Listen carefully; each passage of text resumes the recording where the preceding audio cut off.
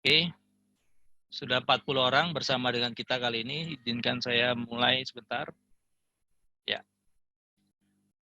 Baik, selamat siang Bapak Ibu sekalian. Assalamualaikum warahmatullahi wabarakatuh. Merupakan kebanggaan buat saya, Fanki, untuk bisa menjadi moderator host pada event kita siang kali ini. Adapun event kita siang kali ini, materi berikutnya, Pak Bambang, apakah sudah siap? Baik, Pak Bambang, Pak. silakan di full screen dulu. Oke, Pak. Baik, Pak Bambang akan membahas how to develop IT business continuity management, ya. Oke, Pak Bambang, the screen is yours. Oke, thank you Pak Fengki.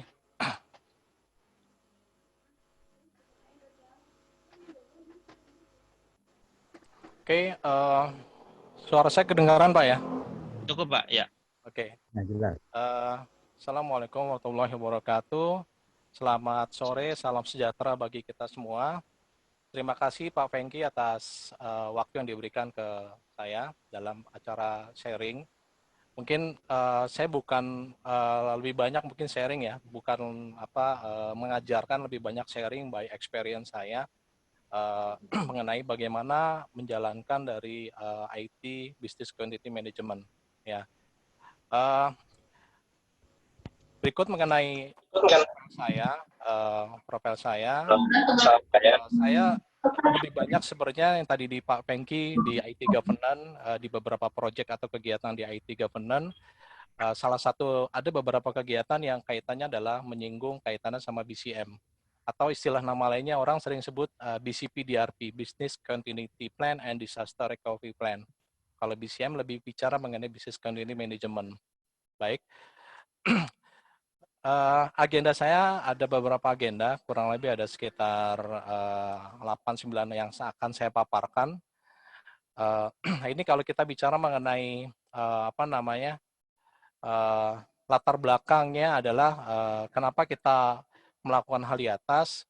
Kita melihat bahwa saat ini kita bicara organisasi, baik perusahaan ataupun dari sisi akademik, ya perguruan tinggi sekolah, dan ini yang saya merahkan ini adalah sebenarnya karena topik kita ke government, ke pemerintahan, jadi saya coba highlight-nya adalah di government, baik kementerian atau lembaga atau pemerintah pusat daerah, termasuk yayasan.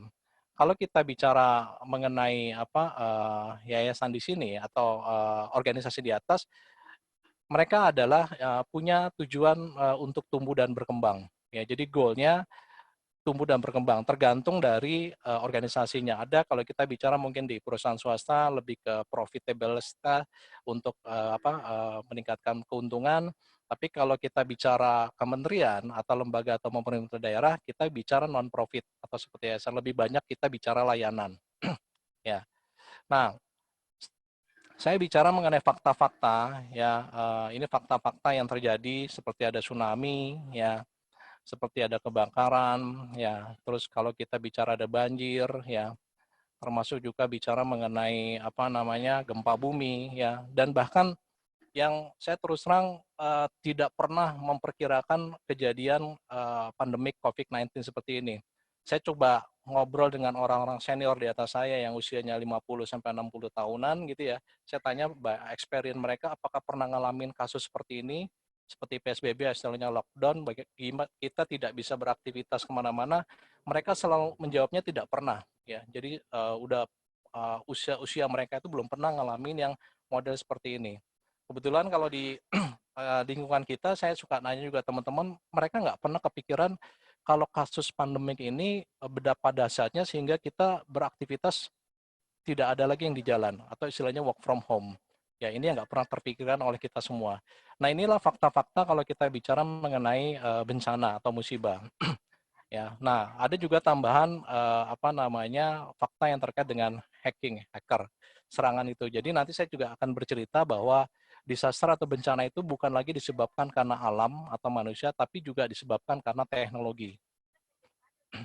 Nah, ini fakta-faktanya dengan kejadian-kejadian tadi, ya kejadian tadi yang kita bicara musibah dan seterusnya, sehingga akibatnya adalah target organisasi tidak tercapai. Kalau kita bicara target organisasi, itu tergantung dari masing-masing tadi ya, tujuannya seperti apa. Nah, saya coba bicara mengenai fakta-fakta lainnya seperti kasus-kasus bencana di Indonesia, mulai dari ada banjir, puting beliung, tanah longsor seperti ada di gambar grafik ini, ya. Ini bahwa di Indonesia sering terjadi bencana, bisa dikatakan seperti itu. Yang kalau dilihat banjir nomor satu, kalau dari grafik ini ya, banjir termasuk nomor satu, longsor nomor dua, terus kalau di sini warna biru tanah longsor ya, bisa dikatakan seperti itu yang paling besar. Nah, ini fakta-fakta lainnya kalau kita lihat di sini dilihat bahwa Indonesia sebagai negara paling berisiko mengalami serangan cyber. Jadi ini juga serangan cyber juga saat ini juga menjadi bencana bagi keberlangsungan layanan atau dari suatu organisasi. Ini bisa dilihat grafik Indonesia itu termasuk yang terbesar ya, yang terbesar. Nah, ini juga saya coba gangguan lain, saya coba keyword di Google, backbone internet mati, ini bisa kelihatan ya bahwa saat ini kita udah tergantung sekali dengan internet ya. Ini dari Indonesia sebut ada anomali traffic dan seterusnya.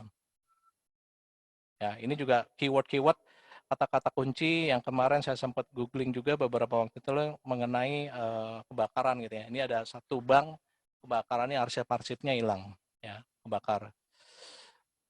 Nah, kalau kita bicara mengenai fakta-fakta tadi, keberlangsungan bisnis harus tetap berjalan ya. Saya suka agak nyinggung kalau kita tadi bicara BCP, DRP, Business Continuity Plan and Disaster Recovery Plan, atau BCM, Business Continuity Management. Saya suka dikomplain kalau di beberapa kementerian atau lembaga pada saat bikin report itu kata-kata bisnis itu mereka minta dibuang. Pak, kita bukan bisnis, kita organisasi yang sifatnya services. Oh iya Bu, iya Pak gitu. Akhirnya kata-kata itu kalau bicara beberapa kegiatan di kementerian, lembaga daerah, bisnis itu kita hilangkan. Kita ganti dengan namanya layanan. Biasanya kalau kita bicara bisnis, ini kita bicara ke perusahaan-perusahaan swasta ataupun yang lain. Artinya adalah bahwa layanan itu harus tetap berjalan. Nah, ini saya coba definisi kita biar sama persepsi. Ini adalah definisi dari disaster atau bencana. Definisinya adalah peristiwa alam atau buatan manusia serta teknologi. Ya nanti saya akan kasih contoh-contoh dari peristiwa alam, buatan manusia dan teknologi yang mengganggu operasi bisnis atau layanan. Jadi ketiga kategori ini yang nanti mengganggu operasi layanan itu yang disebut sebagai disaster ya atau bencana ya. Nah, sedemikian cara yang signifikan yang cukup besar dalam upaya terkoordinasi diperlukan untuk mencapai pemulihan, recovery ya. Jadi kalau kita bicara definisi disaster seperti itu. Nah, berikutnya saya coba jenis-jenis disaster ya. Dulu orang selalu bicara mengenai disaster itu ada apa? Ada manusia, ada alam ya.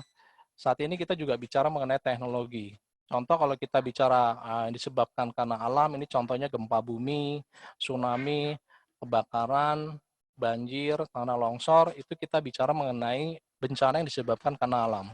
Kalau kita bicara manusia, beberapa contoh adalah vandalisme. Itu vandalisme itu adalah lebih ke coret-coret ya, coret-coret tembok dan seterusnya, pengrusakan ya termasuk di sana, huru-hara ya, huru-hara di Indonesia juga lumayan sering juga terjadi huru-hara, pencurian dan lain-lain. Ini juga masuk ke dalam aspek dari bencana disebabkan karena manusia. Kalau kita bicara teknologi, ini bisa disebabkan karena virus, ya, bisa karena virus, bisa karena bug. Bug itu mungkin kalau orang-orang itu sudah familiar, bug itu biasanya permasalahan disebabkan karena adanya kerentanan atau adanya kelemahan dari suatu sistem sehingga menimbulkan error, ya, jadi bug. Ada juga bicara teknologi disebabkan karena server atau koneksi down. Kita bicara internet down atau koneksi atau server down, itu juga bisa menjadi bencana. Kenapa? Karena kalau kita bicara beberapa layanan yang sudah tergantung sama IT, kalau saya bicara mengenai segitiga piramida organisasi, ya yang levelnya operation, support, enable, sekarang sudah masuk ke transformasi, itu sudah tergantung banget sama IT, di level enabler dan di level transformasi. Artinya kalau kita bicara di level dua level tadi, ya kalau sudah mati layanannya terkait dengan teknologi tadi, akibatnya layanan nggak bisa jalan gitu ya. Contoh perbankan itu masuk ke dalam bisnis-bisnis yang terkait dengan transformasi gitu ya. Nah itu yang beresiko kalau kita bicara dari perspektif teknologi. Nah, eh, berikutnya kalau kita bicara business continuity atau keberlanjutan layanan atau bisnis, ini adalah proses berkelanjutan untuk memastikan bahwa langkah-langkah yang diperlukan telah diambil untuk mengidentifikasi dampak dari potensi kerugian dan mempertahankan strategi pemulihan yang layak. Jadi kalau kita bicara konsep business continuity, itu lebih kepada proses berkelanjutannya. Nah, ini digambar di bawah, coba saya gambarkan. Kalau kita bicara berkesinambungan, mungkin rekan-rekan sudah familiar dengan istilah PDCA, Plan, Do, Check, Action. Ya, nah ini gambaran step-step atau fase bagaimana melakukan konsep BCM yang sudah saya coba mapping ke dalam fase PDCN ini. Nanti saya akan jelaskan satu-satu, termasuk mungkin saya nanti akan memberikan contoh sampel-sampel seperti apa dari fase-fase tahapan nanti terkait dengan BCM. Nah ini kalau kita bicara pemahaman dasar, kesamaan persepsi juga bahwa kalau kita bicara disaster recovery atau pemulihan bencana, itu objektifnya adalah mengembalikan proses bisnis yang kritikal. Jadi setelah terjadi bencana, bagaimana layanan bisnis yang kritikal itu terkait dengan layanan itu. Contoh kalau bicara banking, ya adalah bankingnya, core-nya, ya. Terus kalau bicara telco, berarti telco-telconya terkait dengan layanan telekomunikasinya. Ya. Nah, bicara fokusnya adalah kita bicara bagaimana menyelamatkan data. Jadi kalau terjadi pemulihan bencana, ada bencana, bagaimana memulihkannya adalah bagaimana supaya data itu naik dulu, ibaratnya istilahnya up dulu, bisa diakses oleh pelanggan atau stakeholder. Ya. Biasanya kalau kita bicara jangka waktu ini kurang lebih 30 hari, jangka waktu untuk pemulihan. Uh, solusinya adalah kita bicara mengenai hot set recovery. Ya, jadi kalau misalnya terjadi disaster yang sudah saya sebutkan di depan, ya kita mencari tempat lain untuk bagaimana data itu bisa kita pulihkan supaya stakeholder atau pengguna data itu bisa menggunakan data-datanya. Nah, berikutnya kalau kita bicara business continuity, ini lebih ke berlanjutan layanan. Biasanya ini adalah mengembalikan dan melanjutkan bisnis ke keadaan sebelumnya.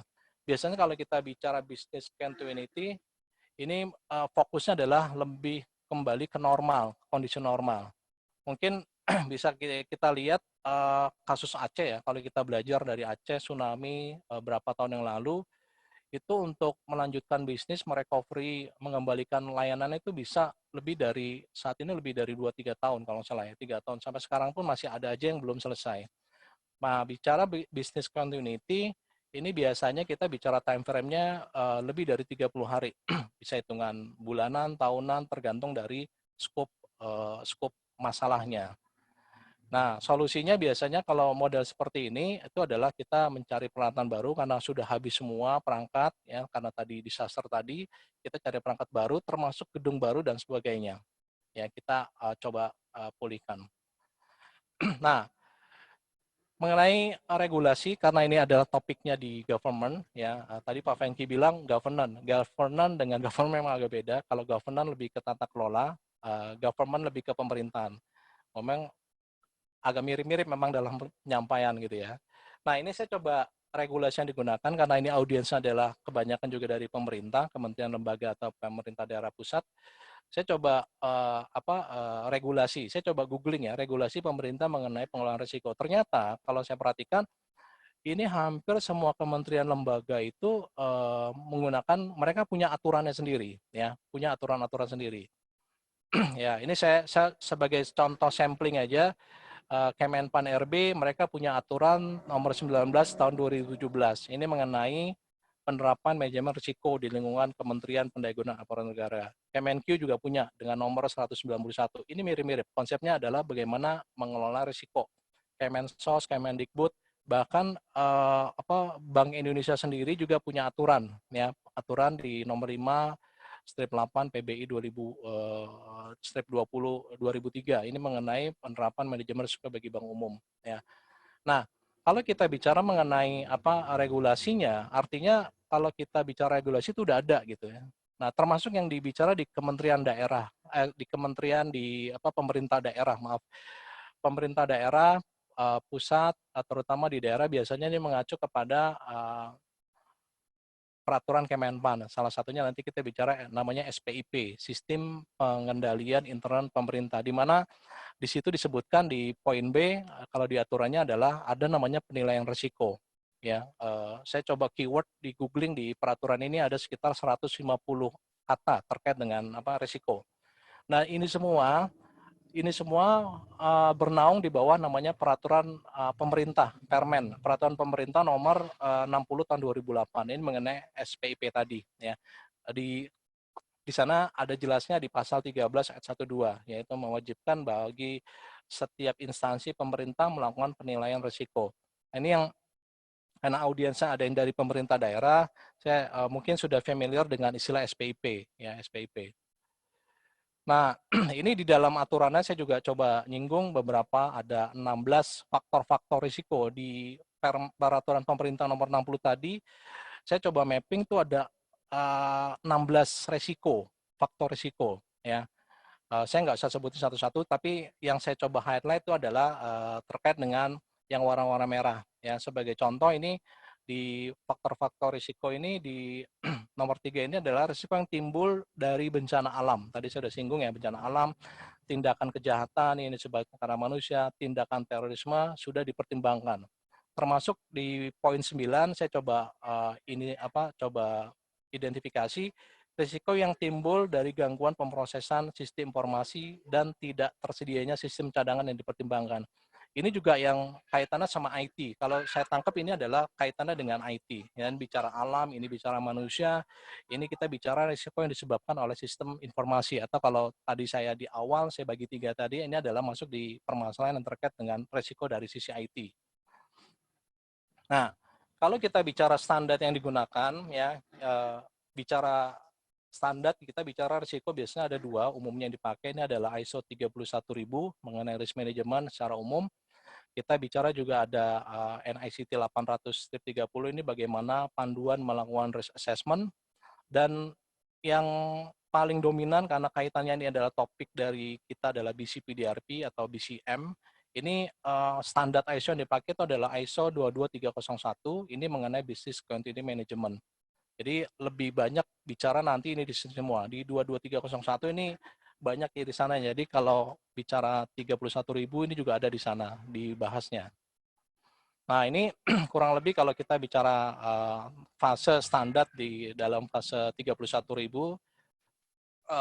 risk management, pengelolaan risiko. Ini risk assessment dimulai dari identifikasi risiko, nanti di establishment context ini lebih ke penetapan konteksnya, nih organisasi nanti di sini. Ini akan saya jelaskan setelah ini. Ya, ini kita bicara dari framework standarnya dulu, ada identifikasi risiko, menganalisis risiko, dan mengevaluasi. Setelah melakukan semua ini, nanti kita lakukan treatment penanggulangan risikonya seperti apa.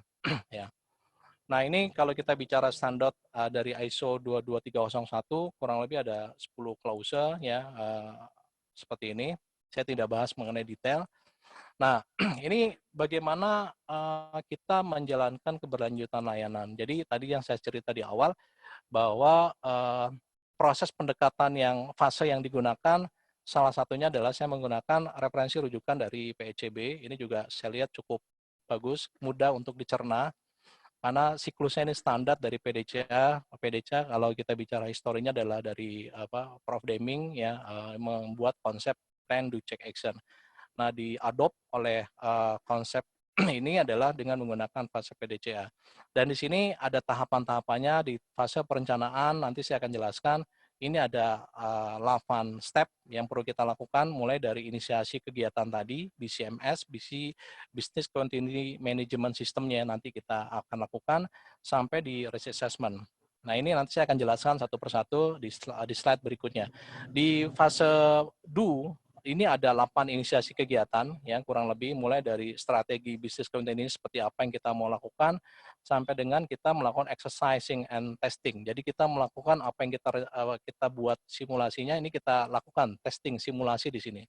Setelah itu di fase cek ini ada 3 proses atau 3 inisiasi kegiatan, mulai dari melakukan monitoring, mengukur dan mengevaluasi dari kegiatan yang kita lakukan dari plan do-nya tadi, sampai dengan kita melakukan manajemen review. Manajemen review nanti kita bicara mengenai bagaimana tim manajemen bicara BOD ataupun kalau dibicara di kementerian eselon mulai dari menteri sampai eselon 1, 2 itu melakukan review terhadap kegiatan yang sudah dilakukan. Di fase 4 ini kita bicara act, ini lebih ke action, lebih ke treatment non conformity. Ya, penanggulangan seperti apa sama kita melakukan perbaikan secara berkesinambungan. Yang dimaksud nanti kita perbaikan berkesinambungan ini adalah continuous improvement. Misalkan kita sudah menetapkan contoh server untuk RTO-nya. Nanti nanti saya akan jelaskan di slide berikutnya. Request recovery time objektifnya adalah misalkan 2 jam ya. Nah, di continuous improvement nanti ditentukan di tahun berikutnya mau berapa kalau untuk permasalahan misalkan server.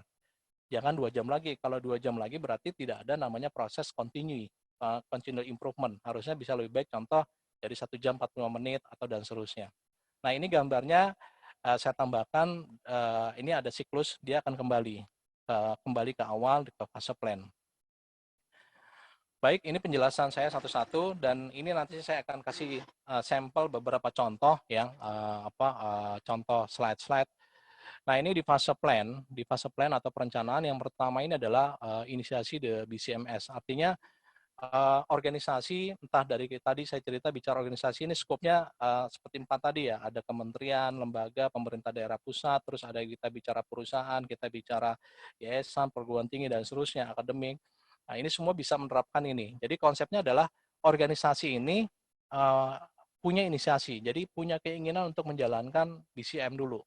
Ya, jadi keinginan. Nah, keinginan ini muncul dari mana? Biasanya keinginan ini muncul dari level-level top.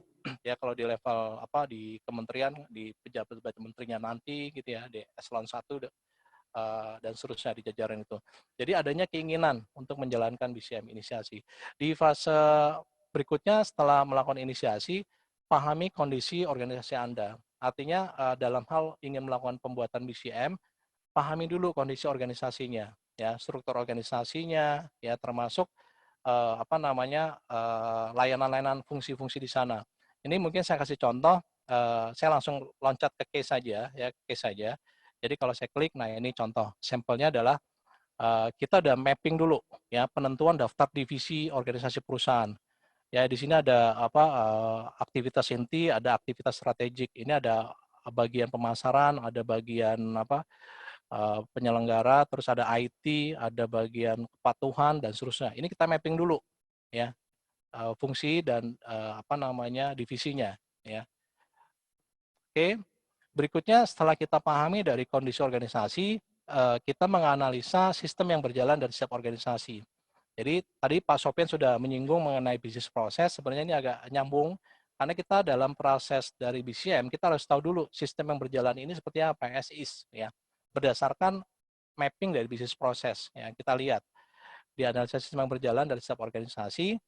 Terus di fase berikutnya adalah kita persetujuan proyek BCM dijalankan, atau orang kalau di dalam proyek biasanya ini disebut sebagai kick off, ya, kick off. Jadi dari semua level ini kita akan gongkan bahwa proyek BCM ini jalan, ya. Jadi ada tanda tangan dan bahkan bikin komitmen, ya, semacam komitmen. Dan ini sebagai dasar nanti proyek BCM ini akan dijalankan. Nah, di dalam ini juga nanti akan didefinisikan juga skop BCM yang akan dijalankan. Jadi kita mau di bagian yang mana dulu, ya. Ada beberapa pendekatan yang saya bilang konsepnya ada Big Bang, ada yang parsial. Kalau Big Bang itu menyeluruh semuanya. Jadi seluruh departemen, divisi yang ada di suatu organisasi itu dijalanin semua. Atau ada juga yang mungkin parsial dari organisasi yang kecil dulu. Misalkan IT-nya dulu atau finance-nya dulu, ya, dibuat sampling secara proses, kalau udah utuh, udah bagus, nanti bisa dilakukan ke divisi atau fungsi-fungsi yang lain.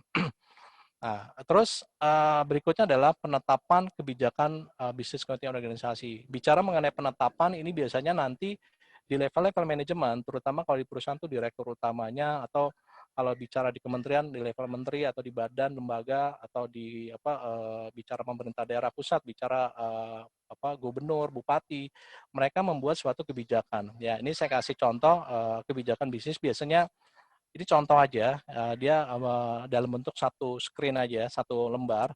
Tapi kalau bicara di beberapa organisasi biasanya dibuat dari beberapa halaman, ya, dibuat beberapa halaman, ya. Jadi aturan termasuk tata cara penjalanan BCP. Jadi ada dokumennya sendiri biasanya. Ya, ini sebagai contoh aja. Jadi penetapan kebijakan itu biasanya dijadikan satu dalam bentuk dokumen tadi, ya, implementasi BCM misalkan di Pemkab Sampit misalkan. Nah, itu tertuang semua di sana, mulai dari kebijakan, prosedur, tata cara dan seterusnya itu dituangkan di dalam dokumen tadi. Nah, terus bicara penentuan analisa dampak bisnis, ya, penentuan analisa dampak bisnis atau istilahnya ini namanya mungkin sering disebut sebagai BIA, Business Impact Analysis dan Risk Assessment. Nah, ini mungkin saya ambil contoh. Nah, ini mapping layanan IT, ya. Jadi kita mapping layanan IT-nya apa saja nama layanannya, fungsi, terus masuk juga servernya apa saja, jumlah pengguna. Nah, ini karena topiknya adalah IT, lebih ke IT-nya, business continuity-nya, artinya salah satu tim IT akan berfokus akan mapping mengenai layanan-layanan yang ada di sana, di organisasinya. Di mapping semua list, termasuk bicara aplikasi, bicara mengenai data, termasuk kita bicara komunikasi, ya, internet, PABX, semua di mapping semua. Ya. Mungkin nanti detail Pak Yudis akan jelaskan mengenai IT service katalog istilahnya, sama seperti ini. Ini mapping layanan IT pengguna, ini kita bikin metriknya, ya. Jadi layanan IT tadi, ya, siapa pengguna. Nah, gambar di sebelah kanan ini sumbu yang ke bawah, yang vertikal, ini adalah layanan IT, yang sebelah kanan ini adalah departemen atau divisi yang menggunakan. Ini kita bikin matriksnya, ya. Ini tujuannya apa? Tujuannya adalah untuk memudahkan kita pada saat kalau kita bicara layanan mati, contoh layanan di sebelah sini mati, ya, layanan di sini mati, ya, saya coba pakai note, layanan di sini mati. Nah, siapa yang kita lihat? Oh, ini mati nih. Siapa yang nanti akan kita prioritas fokuskan untuk di sistem helpdesk-nya, itu ya, service management-nya. Jadi kita memudahkan kita, ya, di konsep matriks ini memudahkan kita untuk layanan apa yang berdampak kepada siapa, ya, kurang lebih seperti itu. Terus kita juga bicara nanti mengenai penetapan dari maksimum tolerable downtime, ya. Ini bicara mengenai berapa waktu yang bisa ditoleransi kalau jika terjadi downtime, ya. Jadi nanti tim IT juga akan mapping, ya. Ini kita kasih nilai skor 1 sampai 20, ini kategori low, 21 sampai 50 misalkan medium dan seterusnya. Ini kita akan mapping. Jadi kita di fase ini biasanya kita akan banyak berdiskusi dengan user, ya. Berdiskusi dengan user. Oke, saya kembali lagi ke ke awal, ya. Oke, setelah itu pelaksanaan risk assessment. Kita melakukan assessment risk-nya, ya, menganalisa risiko tadi. Nah, di fase do, ya, di fase do kita akan bicara di fase pelaksanaan, yang tadi perencanaan semua. Di fase pelaksanaan kita bicara mengenai penetapan strategi implementasi, ya. Jadi bicara strategi implementasi tadi nyambung dengan plan tadi, apakah kita mau lakukan parsial atau big bang atau semuanya, terus menggunakan pendekatan apa step-stepnya. Ini yang dimasukin di strateginya, ya. Nah, mungkin saya langsung contoh nih, ada juga contoh, saya langsung kasusnya. Nah, ini pendekatan example business continuity management, ya. Ini sampel kasus, ya. Jadi saya loncat di fase do tadi, ini masuk ke sini. Jadi kalau kita bicara bencana tadi, kita dalam hal pelaksanaannya sendiri ada 3. Ada pra bencana, ada saat krisis atau bencana, ada pemulihan pasca pemulihan bencana, ya, atau pasca krisis, ya. Nah, biasanya kalau kita bicara tim IT, ini adalah tim BCP DRP, termasuk tim IT, karena kalau kita bicara BCM itu tidak lagi hanya bicara IT, karena semua fungsi akan terlibat di sana. Nanti saya jelaskan siapa-siapa yang terlibat, karyawan. Jadi saya gambarkan ke dalam 3 step ini. Nah, ini kalau kita bicara pra bencana, ya, pra bencana ini, nah, strateginya adalah sebagai contoh, di pra itu berarti sebelum kejadian bencana, ini pengecekan background tiap pegawai. Ini tim operasional dan IT human resource terlibat. Jadi ini screening, Pak. Jadi bencana itu juga bisa disebabkan bukan hanya dari eksternal, yang tadi seperti tadi saya cerita alam, faktor manusia dan teknologi, tapi bisa juga dari internal. Ya, contoh adanya unsur sabotase dari karyawan internal. Makanya ini penting dalam hal pengecekan screening pegawai. Ini lebih ke domain HR, ya HR. Terus kita bicara proteksi PC, ini juga penting ya, memproteksi PC misalkan dari hal yang simpel, mempassword ya, mempassword screen, login ya, terus passwordnya dengan yang bagus, ya, strong password. Terus pahami aturan pengamanan data, ini juga user perlu diedukasi bagaimana mengamankan data ya dengan konsep-konsep pendekatan secara IT, salah satunya mungkin bicara encrypt ya. Terus pastikan bahwa penyimpanan data software terkunci saat ditinggalkan. Ini juga sama, ini lebih ke IT security awareness, lebih bagaimana data atau software itu pada saat kita tinggalin itu terkunci. Ya contoh simpel yang tadi saya bilang adalah screen saver ya, pada saat kita tinggalkan komputer ke lock. Nah itu kadang user banyak juga yang nggak aware itu. Itu bisa juga disebabkan menjadi bencana juga nanti. Backup data secara berkala, gunakan firewall untuk proteksi jaringan. Ini juga penting ya sebelum bencana.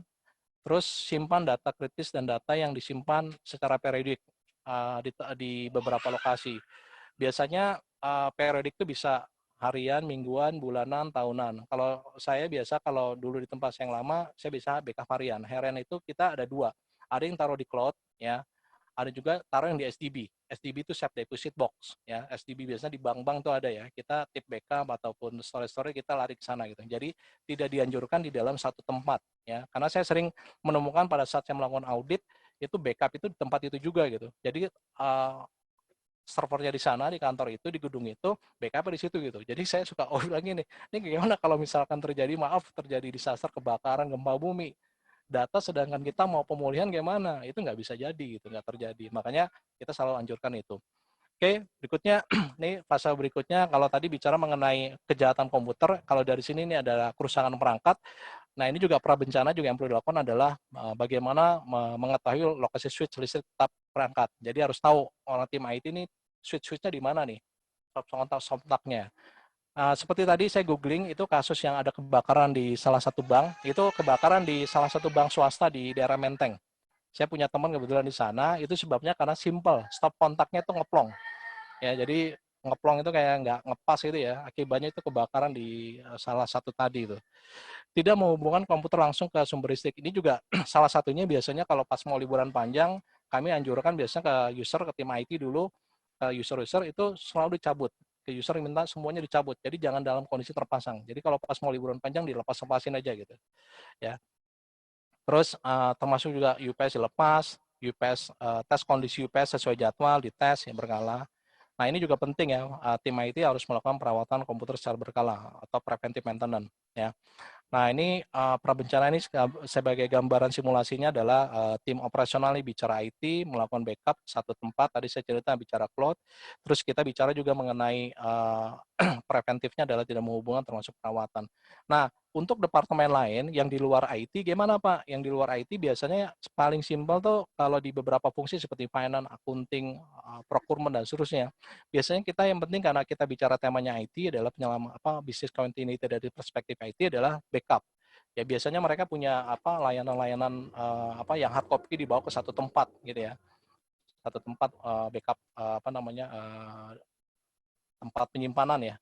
Tapi kalau bicara IT backup data secara berkala yang disiapkan oleh IT. Nanti IT sendiri yang akan mengurusi untuk di backup secara tempat yang permanen. Targetnya adalah proses backup restore ini bisa berhasil dan tidak ada error. Ini juga yang penting tim IT banyak kejadian kalau saya temukan orang sudah backup aman, tapi pada saat di restore, pada saat benar-benar dibutuh, nah itu ternyata nggak bisa di recovery. Artinya ini perlu testing yang secara benar-benar ada QA-nya melakukan testing. Ya, oke, ini saat bencana. Nah, ini kalau kita bicara saat bencana, tadi saya bicara mengenai pra itu sebelum. Nah, pada saat bencana, sebagai contoh kasus seperti ini, kita bicara pandemik yang kita nggak pernah pikirkan ya, atau kebakaran atau yang lain, menyelamatkan diri. Kalau menyelamatkan diri, kalau kita bicara konsep kasus sekarang ini adalah kita ya work from home. Jadi nggak usah kemana-mana, ibadah terus semua di rumah, semua melakukan aktivitas di rumah, kecuali kalau hal-hal yang penting baru keluar. Nah, itu salah satu konsep penyelamatan diri. Karena manusia ini adalah aset yang paling berharga kalau kita bisa bicara saat bencana. Nah, saat bencana yang step keduanya adalah atasan menghubungi bawahan. Jadi kita bicara nanti atasan tuh menghubungi bawahan, kondisi-kondisi tim itu seperti apa. Ya, konsepnya biasanya pendekatannya adalah waterfall. Ya, ini nanti saya kasih lihat ada simulasinya. Ya. Nah, ini kebetulan simulasi yang tadi saya cerita.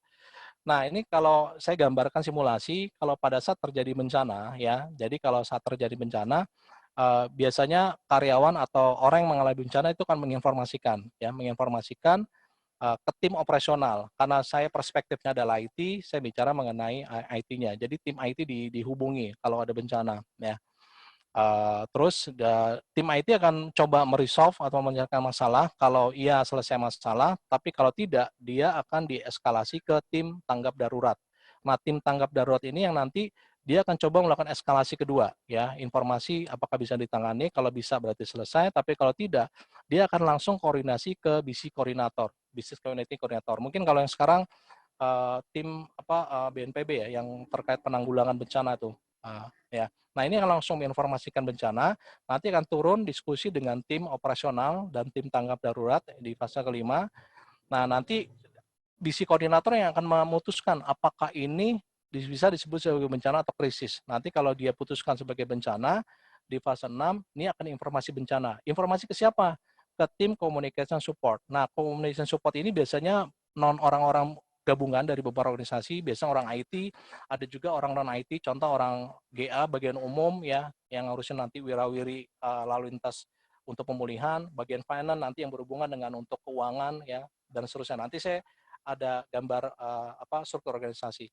Di info ke sini, termasuk juga di info ke siapa? Di info ke tim tanggap darurat. Jadi dari BC koordinator akan menginformasikan ke communication support team, termasuk juga tim tanggap darurat. Nah, jika sudah selesai ini, nanti informasi ke seluruh stakeholder di fase 8, ya, fase 8. Stakeholder bahwa telah terjadi bencana. Nah, ini yang mungkin kalau kita perhatikan, contoh di BNPB ya sekarang ya, dia informasikan di broadcast bahwa sekarang sudah ada bencana kasus pandemik.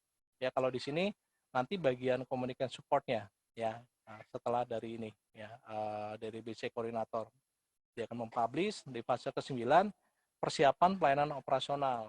Nah, di fase 8 informasi bencana, persiapan pelayanan operasional, layanan IT infra. Ya. Terus di 9A ini melakukan pemantauan. Dari BC koordinator akan memantau, ya. Kalau kasusnya contoh permasalahan disaster bisa gempa bumi, dia akan mantau. Sudah selesai berapa lama gempa buminya atau pemulihannya, ya. Oke, di saat bencana. Terus di fase 10 informasi layanan IT sudah bisa digunakan. Jadi di fase 9 sambil memantau, tim operasional IT itu akan mencoba melakukan pemulihan, ya, persiapan pelayanan operasional, ya. Nah, nanti juga sudah selesai, tadi kalau kita bicara data, aplikasi, infrastruktur semuanya sudah ready, dia akan menginformasikan layanan operasi ini sudah bisa digunakan ke fase 11, ya, ke tim communication support. Jadi diinformasi ke tim communication support bahwa layanan sudah siap digunakan. Nah, di fase 11 sudah dapat terima, di fase 12 ini informasi ke BC koordinator, ya, koordinator BC-nya, koordinator utamanya di sini. Nanti di fase 12, setelah itu fase 13 memastikan lagi. Nah, tim BC koordinator, orang BC koordinator ini akan memastikan lagi layanan operasionalnya apakah sudah bisa digunakan atau belum. Kalau sudah make sure, sudah jamin, baru dia memberikan keputusan layanan IT sudah bisa digunakan, informasi ke seluruh stakeholder bahwa layanan IT bisa digunakan. Itu kalau kita bicara kurang lebih siklus konsep flow dari recovery saat bencana. Nah, ini kalau kita bicara pemulihan bencana juga sama seperti ini, ya. Jadi pemulihan bencana tuh bencana sudah selesai, ya, sudah terjadi. Nah, bagaimana untuk memulihkannya, ya, memulihkannya. Nah, ini kurang lebih stepnya sama seperti ini, ya. Beda-bedanya agak stepnya langsung bencana ini langsung masuk ke tim tanggap darurat, tapi tidak perlu ke tim operasional, ya, tim operasional, tapi langsung dulu info memantau bencana dan memantau bencana di fase 3 diskusi dengan tim pemulihan, ya. Oke. Oke, nah ini saya cerita mengenai struktur organisasi. Struktur organisasi sifatnya fleksibel, jadi Bapak Ibu semua bisa menggambarkan model seperti apa, tapi kurang lebih ada namanya nanti ada tim tanggap darurat, ada tim operasional. Ini yang sifatnya maaf lebih sehari-hari, operasional rutin. Tim tim tanggap darurat ini lebih pada saat tadi kalau ada setiap pemanasan di handle eskalasi yang kedua. Tim saat bencana. Nah, tim saat bencana ini nanti yang pada saat bencana yang melakukan pekerjaan ini, ya. Contoh di sini ada beberapa organisasi, kalau di struktur ada ketuanya direktur atau kementerian atau apa bupati atau wali kota, ya, terus ada wakil ketuanya beberapa, kalau di sini saya asumsikan eselon. Nah, koordinator BC-nya biasanya terkait sama IT, ya, atau bisa juga bicara mengenai di sisi risk management, ya, direktur IT, wakil ketuanya ada bidang infrastruktur, pengolahan, layanan. Nah, ini untuk tim tanggarut ada risk management, ada layanan operasional. Nah, ini pada saat tim pemulihan. Tim pemulihan itu pada saat tadi udah selesai bencana mau dipulihkan. Nah, ini timnya yang di sini. Nah, ini ada namanya tim informasi, komunikasi, dan pendukung. Ini yang tadi saya cerita ke Bapak Ibu semua bahwa ini tim ini penting, walaupun ini sifatnya ada supporting, ini yang nanti akan mengkomunikasikan ke seluruhnya, termasuk juga pasukan yang wirawiri, ya. Kalau seperti ada bagian apa umum, bagian hukum, hubungan masyarakat, ya, termasuk bagian keuangan di sini semua nih, karena yang terkait sama itu. Oke, ini mengenai apa uraian tugas, tapi saya nggak usah bahas, ya, kurang lebih. Nah, itu kita bicara mengenai di fase do pelaksanaan, ya.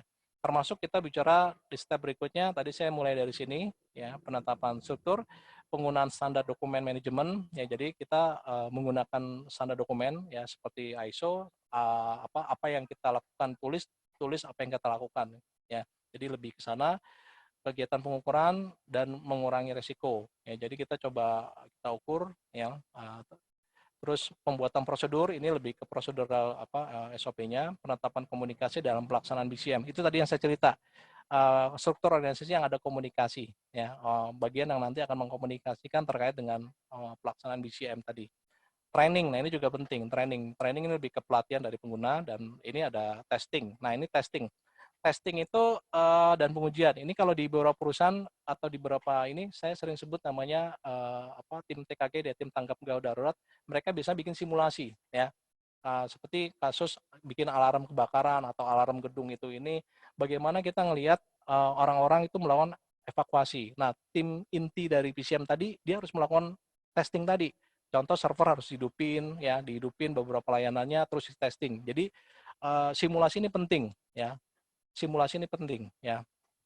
Nah, di fase cek ini pelaksanaan pengawasan pengukuran analisis. Jadi analisa, kita cek apa yang sudah kita lakukan tadi, review, termasuk kita bicara internal audit. Nah, internal audit itu masuknya di sini, tim-tim internal audit, ya, tim internal audit, ya.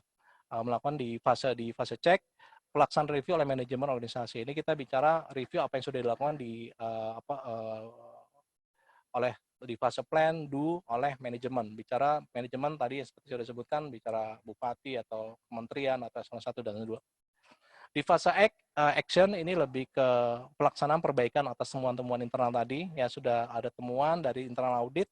Nah, perbaikannya mau seperti apa? Ini dilakukan oleh di fase act ini, termasuk pelaksanaan perbaikan secara berkesinambungan. Oke, ini beberapa kesalahan umum, agak cepat aja. Jadi ini banyak yang terjadi, orang nggak seperti ini yang tadi saya cerita, ya. Kita baru kejadian seperti ini, kasus pandemik, orang nggak pernah terpikirkan. Saya suka diskusi sama beberapa perusahaan ataupun dari perguruan tinggi, dia nanya, ini gimana nih, kok kita nggak, gara-gara pandemik mereka nggak bisa aktivitas gitu. Saya bilang, kadang Bapak sudah menjalankan konsep BCM belum? Minimal perencanaan dulu, mitigasi resiko, nggak pernah gitu. Dan akhirnya ya ada hikmahnya juga dengan kondisi seperti ini, organisasi akan terbuka lebar, oh ternyata kita penting nih BCM nih untuk melakukan mitigasi resiko, ya. Jadi jangan sampai nanti terjadi seperti ini, ya bisnis atau lain tuh berhenti gitu. Karena saya pernah dengar ada satu statement gitu, udah deh kita stop dulu deh. Wah, saya bilang perkuliahan kita libur 1 semester. Wah, dalam hati saya miris juga gitu ngedenger kayak gitu, karena tidak ada perencanaan. Tidak ada analisa dampak bisnis, ya, ini juga nggak ada analisa dampak bisnis, fokus kepada IT, jadi fokusnya kita serahkan ke IT aja gitu, ya. Padahal kalau kita bicara IT itu hanya tools saja gitu. Tidak melibatkan bisnis, ini juga permasalahan yang sering terjadi. Jadi bicara business continuity ini tidak melibatkan core bisnisnya gitu, ya. Oke, hanya personil, dokumen BCP DRP terlalu rumit, ya. tidak ada rencana pemeliharaan dan pembaruan, tidak ada training, tidak ada pelatihan, jadi orang juga nggak tahu. Ya, penggunaan template itu juga banyak sering terjadi, pakai template-template yang ada dari punya laporan orang dipakai, ya. Kurangnya pemahaman dan yang paling penting adalah tidak pernah memulai. Oke, oke mungkin itu aja dari saya, karena saya lihat waktu saya udah lebih. Lebih kurangnya mohon maaf. Saya kembalikan ke Pak Fengki selaku moderator. Terima kasih.